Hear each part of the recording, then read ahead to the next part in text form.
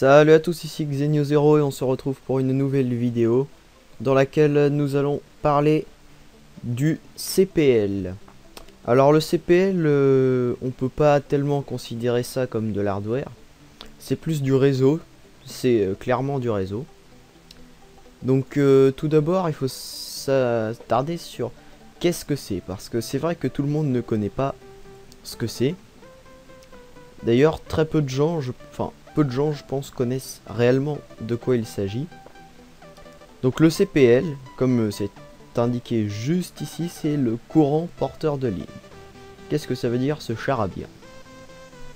Bien concrètement, quand vous voulez brancher votre tour à votre box, vous avez, la plupart du temps, vous mettez un câble Ethernet. C'est la solution la plus répandue. En général, vous mettez un câble Ethernet directement depuis votre PC jusqu'à la box et ça va bien. Seulement, dans le cas où votre tour se trouve assez éloigné de votre Livebox, qui a plusieurs pièces entre chaque, la plupart des gens ont tendance à utiliser le Wi-Fi.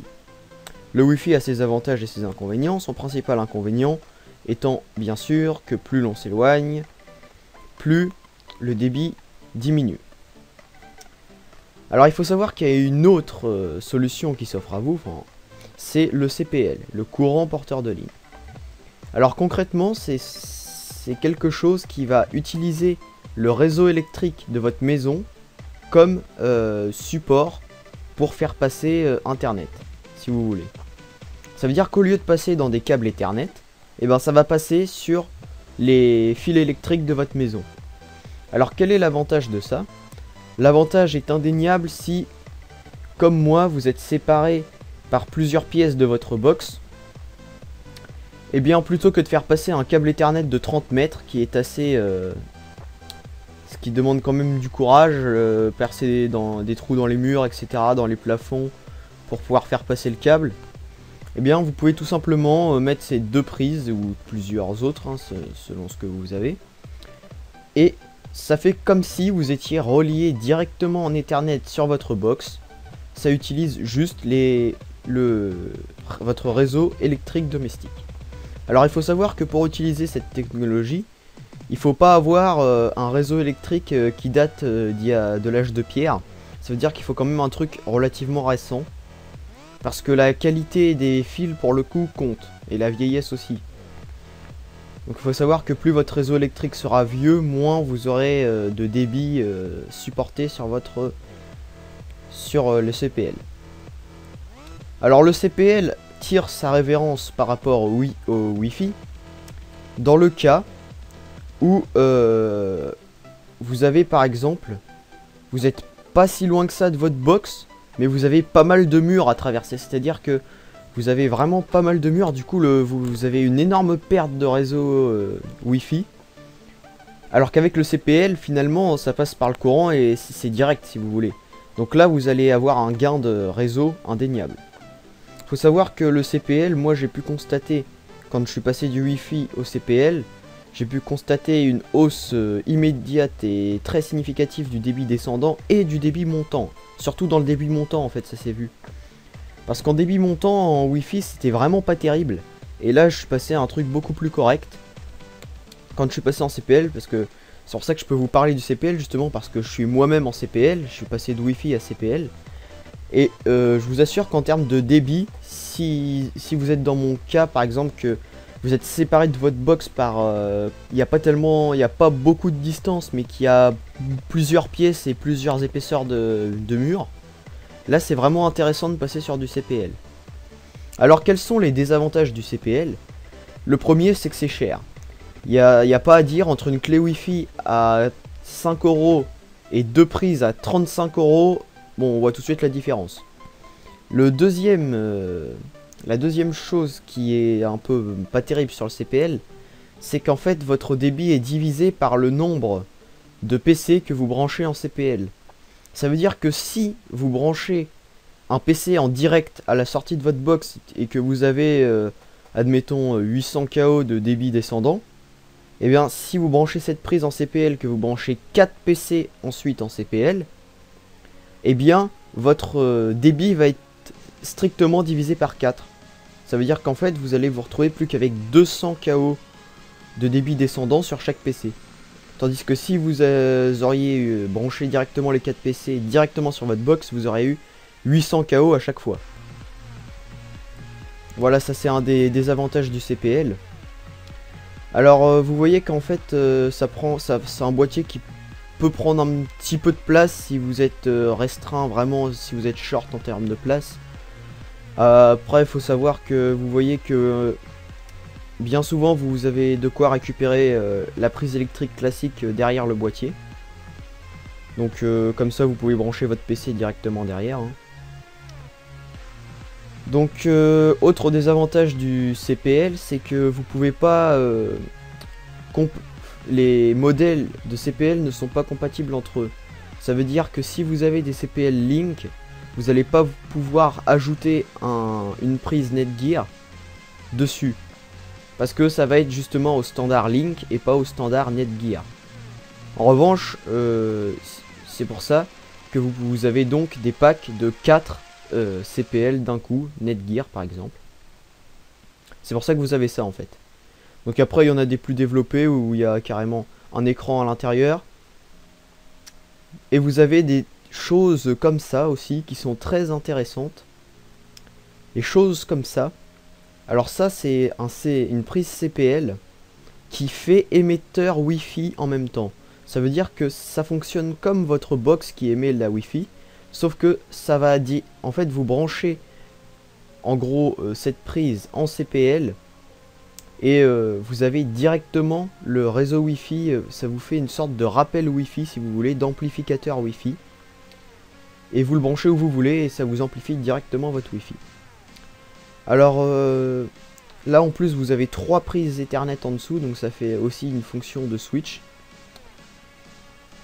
Donc ça c'est assez intéressant. Ensuite on va descendre, je vais juste vous montrer le basique. Oh puis super, il y a des super beaux schémas. Donc vous voyez que vous avez 2 prises, vous en branchez une à côté de votre box et vous reliez par un câble Ethernet classique votre box à cette prise. Depuis cette prise, le signal va être récupéré et envoyé dans le réseau électrique domestique. Il va être récupéré à l'autre en bout par une autre prise qui va récupérer ce signal et qui va le recompacter. Et ensuite en dessous vous trouvez des prises Ethernet.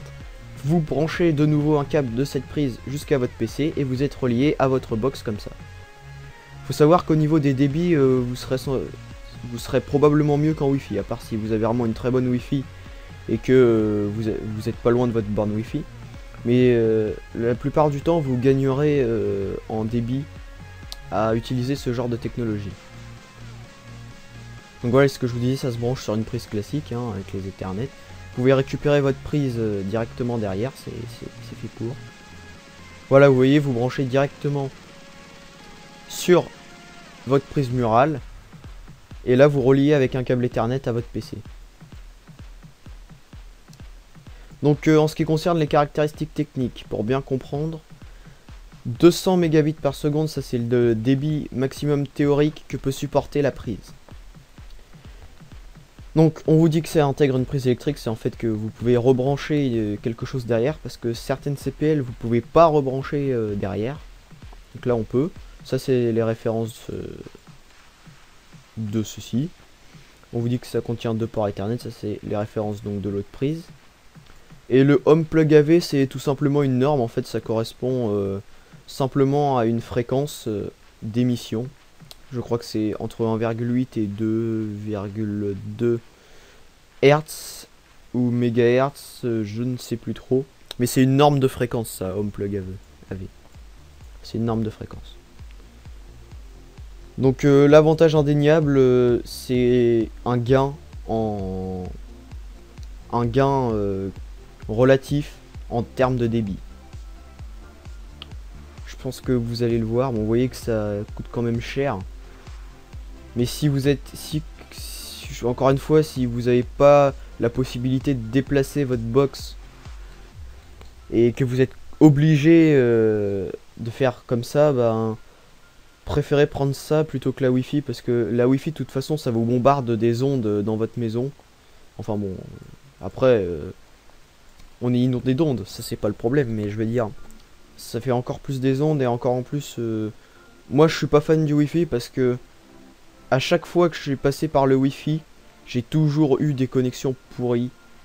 Alors déjà de base, ma connexion internet est pas terrible, mais alors quand je passais en Wi-Fi c'était pas terrible. Et depuis que je suis passé en CPL, ça va vraiment beaucoup mieux. Il n'y a pas à dire, moi j'ai vu une nette différence. Donc je pense que pour les autres ça va être pareil. Donc là vous avez un pack de 3 adaptateurs CPL, dont un qui fait émetteur Wi-Fi. Donc celui-là vous pouvez le brancher où vous voulez, il fera émetteur Wi-Fi.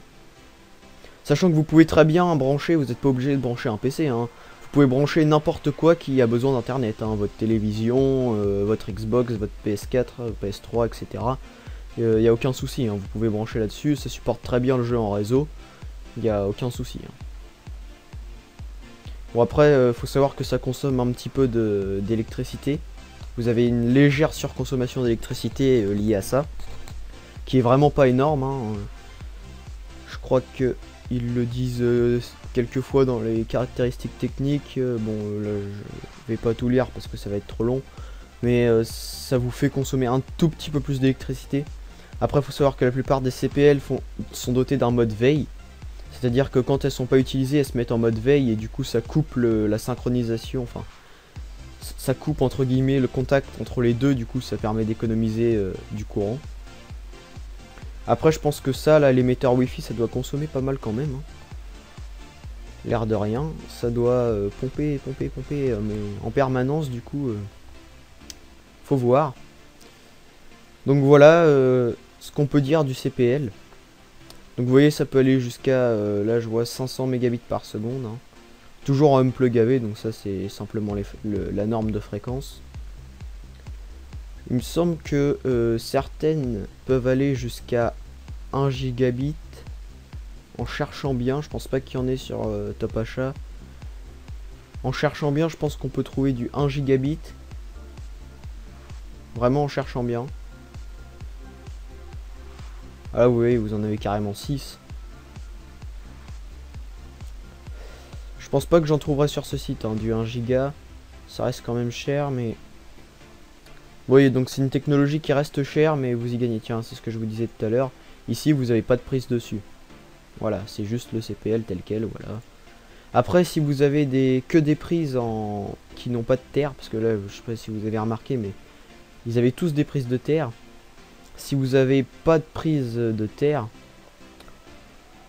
vous avez des trucs comme ça, où vous n'avez pas besoin de prise de terre. Par contre, vous perdez la prise, là. Vous perdez complètement la prise. Vous pouvez plus rien rebrancher dessus. Donc naturellement, je pense que le principal inconvénient de cette chose, c'est que c'est cher. Le deuxième inconvénient, c'est que le débit est divisé par le nombre de prises que vous branchez dessus. Et le quatrième inconvénient, c'est qu'il faut avoir un réseau électrique relativement récent. Donc si on compare par rapport au Wi-Fi, l'avantage du Wi-Fi, c'est que c'est moins cher, là, c'est indéniable.